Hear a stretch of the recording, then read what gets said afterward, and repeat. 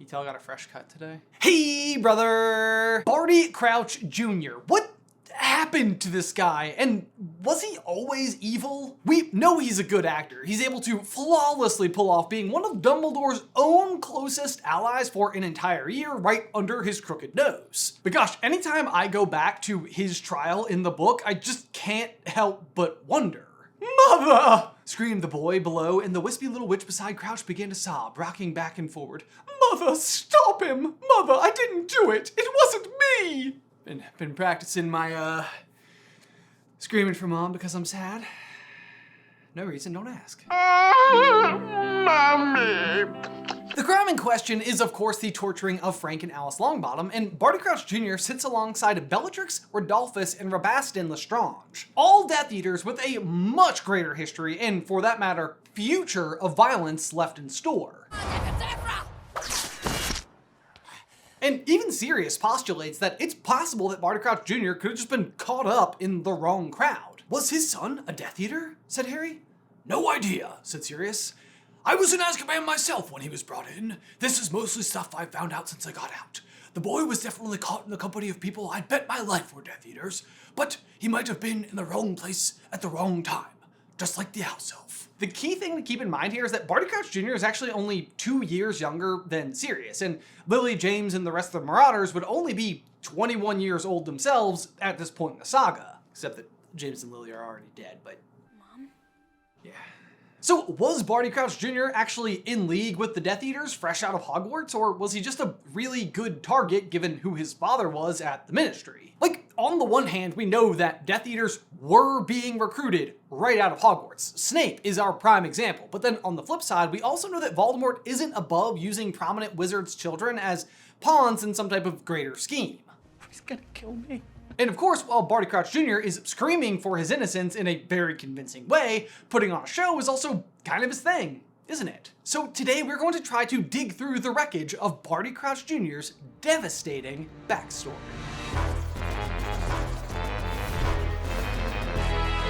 Hey, brother!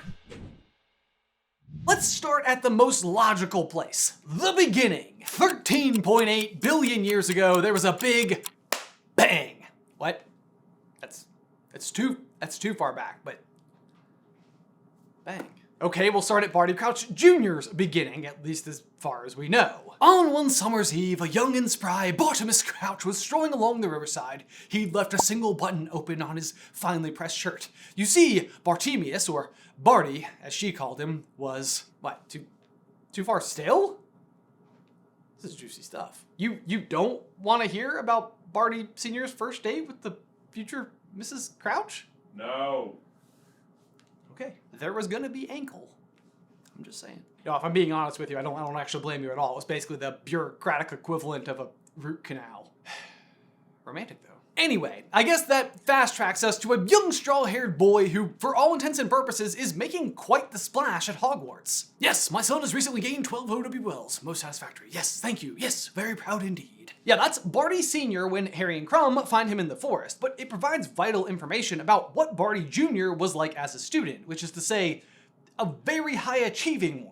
I happen to be a school prefect. 12 OWLs is the maximum you can obtain. Bill and Percy are the only other known characters who have acquired all of them. Even Hermione only has 10 as she dropped Muggle Studies and Divination. She needs to sort out her priorities. Actually, now that I mention it, I wonder if this is the reason why Barty Sr. is keeping his distance from Percy, because it reminds him too much of his own son, and he just doesn't trust that. This guy memorized like over 200 languages, but can't memorize his assistant's name. Doesn't seem fishy to anyone else. Mind your attitude, Malfoy. Anyway, we also know that Junior was a fan of Quidditch during this time. It's this detail that enables Winky to convince Senior that he should be allowed to the World Cup. Tell me about the Quidditch World Cup, said Dumbledore. Wouldn't it be hilarious if Barty Crouch Jr. just started recounting the match? Ireland arrived first, followed by Bulgaria. There were Velas and Leprechauns. Ireland went up early, and then Bulgaria's sneaker caught the snitch. That's not what happened, though. This is what happened. Tell me about the Quidditch World Cup, said Dumbledore. Winky talked my father into it, said Crouch, still in the same monotonous tone.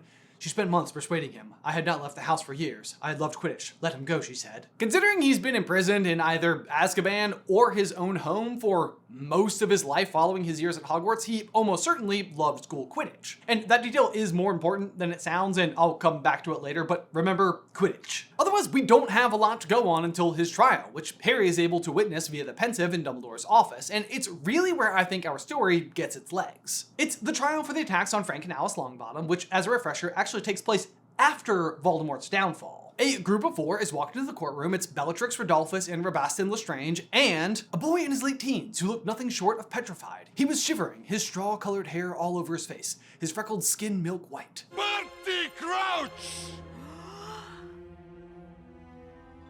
Jr. Okay, it's not actually Karkaroff in the books who tells us this particular piece of information, but his delivery in the movies is just too good not to use, right? Right! Point is, one of these things is not like the rest. You've got Bellatrix, who is like terrifying for sure, and her husband and brother-in-law, and a teenage boy? Even just comparing their body language, something is different. Here's everyone else. There was a thick-set man who stared blankly up at Crouch, a thinner and more nervous-looking man whose eyes were darting around the crowd, a woman with thick, shining dark hair and a heavily hooded eyes who was sitting in the chain chair as though it were a throne.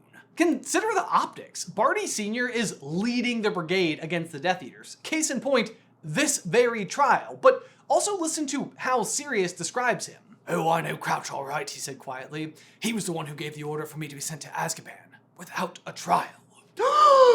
Well, times like that bring out the best in some people and the worst in others. Crouch's principles might have been good in the beginning. I wouldn't know. He rose quickly through the ministry, and he started ordering very harsh measures against Voldemort's supporters. The orders were given new powers. Powers to kill rather than capture, for instance. And I wasn't the only one who was handed straight to the Dementors without trial. Crouch fought violence with violence and authorized the use of unforgivable curses against suspects. I would say he became as ruthless and cruel as many on the dark side. So if you're the Death Eaters and this guy shows up and is basically throwing your own game right back at you and has the support of the government behind him, that's a really big problem. What better way to knock him and his legitimacy down a peg than by the public discovering that his own son is out there causing mayhem? Sirius literally describes it this way. When Voldemort disappeared, it looked like only a matter of time until Crouch got the top job. But then something rather unfortunate happened. Sirius smiled grimly.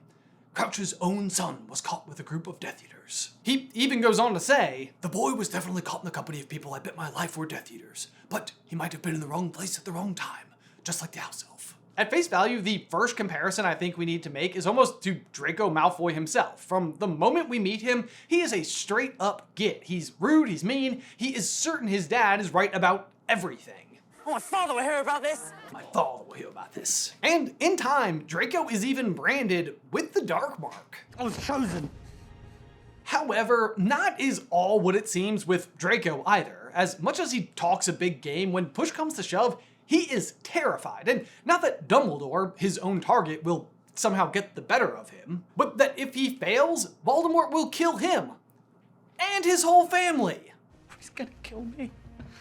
It's all just a really elaborate punishment for Lucius's mistake at the Ministry of Magic. We're 100% in the Death Eater playbook to use people of importance to achieve their ends. And here we've got young Barty Jr., who, to be fair, might have been running around with the wrong crowd, possibly even doing what teenagers otherwise do best, rebelling against the motivations of their parents. In fact, even that narrative is included, right there in the story. Nasty little shock for old Barty, I'd imagine. Should have spent a bit more time at home with his family, shouldn't he? Ought to have left the office early once in a while. Gotten to know his own son. Sirius is the one making this particular observation, but oddly, Barty Jr. mirrors Sirius almost perfectly himself. You've got two characters here who are both bucking their parents' beliefs for the exact opposite ideals. Both are sent to Azkaban without trials. Both attempt to commit the crime they are accused of upon regaining their freedom, which in Sirius's case is to kill Peter. Enough talk, Remus. Come on, let's kill him. And in the case of Barty Jr., it's to find and restore Voldemort to power. You plan to restore he who must not be named to power, and to resume the lives of violence you presumably led while he was strong. Okay, I said neither got a trial, which I suppose is technically false. Barty Crouch Jr. is brought to trial, but that's phrasing it pretty generously. By all accounts, the entire affair was, as Sirius puts it, An excuse for Crouch to show how much he hated the boy. Then he sent him straight to Azkaban.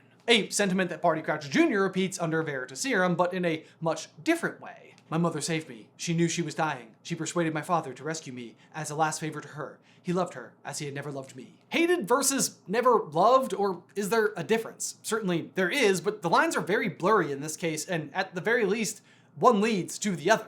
Namely, Barty Crouch Sr. never gave his son the time of day, never had a truly loving relationship with him. I'm sure he would argue that it was for the greater good. Taking down Voldemort was all that really mattered, and I'm sure if you are anyone except his son, you could potentially agree. Also, I just want to throw in here that if this sounds like it's starting to sound like a defense for like Barty Crouch Jr., it's not. Your parents can suck, and you can also not turn into a crazed murderer who resurrects the Dark Lord.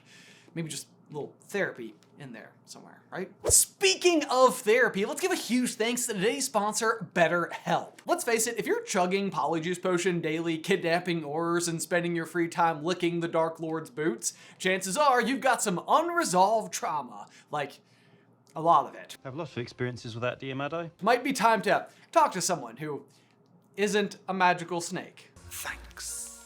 Okay, to be clear, I'm not suggesting any of you lovely people do any of those things. But the advice still stands. Therapy, in some people's cases, could have made a huge difference. She needs to sort out her priorities. Speaking from experience, it has for me, and is something I'd encourage just anyone to consider. And BetterHelp is online therapy that's convenient, affordable, and doesn't require you to be smuggled out of Azkaban under an invisibility cloak. So my big piece of advice is, if you do decide to give it a try, do it for you. You may not be taking Polyjuice, but we all probably have some demons hiding beneath the surface. Too real? I feel like I'm too real. But it's true. Just trying to diffuse the tension. Take it from me, your well-being is worth it. Visit betterhelp.com/super to get 10% off your first month. That's BetterHelp, HELP.com/super. Link is in the description down below. And now back to the video, Instead though, I think this relationship helps build on the overall themes of Harry Potter, that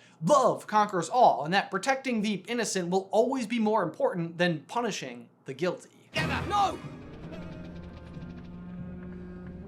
Harry, this man I know what he is. I just didn't think my dad would have wanted his two best friends to become killers. Barty Crouch Jr. fights fire with fire, inadvertently perhaps teaching his son that violence is the way, but also failing to ever actually love him like a son, and his tactics end up leading to even more problems. I imagine that this neglect, though, turned into a never-ending conquest to earn the approval or attention of his father, who, as we know, is insanely smart, knows so many languages, and loves rules. The rules are absolute. So what did Barty Crouch Jr. do? 12 OWLs. Very impressive, very studious, and yet, no love from Dad.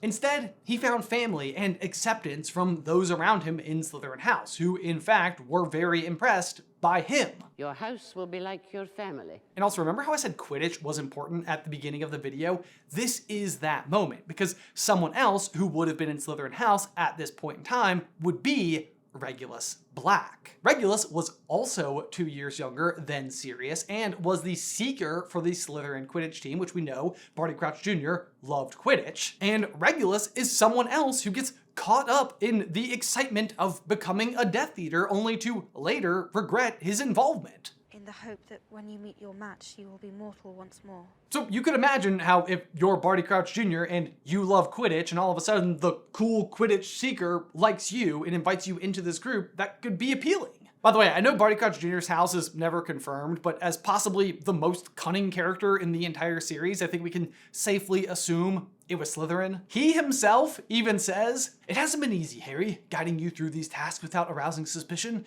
I've had to use every ounce of cunning I possess so that my hand would not be detectable in your success." So, surrounded by people who actually treat him well, he adopts their beliefs, which conveniently will also directly bother his father. He is also a great catch for the Death Eaters, who can use him in their agenda to deliver a blow to their main opposition at the Ministry, and as a cherry on top, if Dad is only going to pay attention to dark wizards, then maybe this will get his attention. And you know what? It did. He helps track down the Longbottoms. His dad throws him in jail, then smuggles him out of jail and imprisons him himself. Before Voldemort springs him from that prison, he kills his father, then resurrects the Dark Lord and gets his soul sucked out. So, you know, maybe just take an interest in your own kids. Probably didn't have to tell you that, but, you know. Y'all also just want to give a huge shout out to Jency, who actually asked a question similar to this over on Through the Gryffindor, and it kind of led to the inspiration for this entire video. So if you guys haven't already, be sure to go and check out Through the Gryffindor. Thanks. But y'all, as always, thank you so much for watching. Be sure to like this video and subscribe to the channel if you haven't already. If you want to go and check out Through the Gryffindor and want to start with episode 1, you can do so right over here. But otherwise, until next time, bye! Hand them around again, bye! Can we make it one more pass? Bye! There's no way we'll make it again. Could we do it almost all the way? Bye! By the way, don't forget to eat cheese.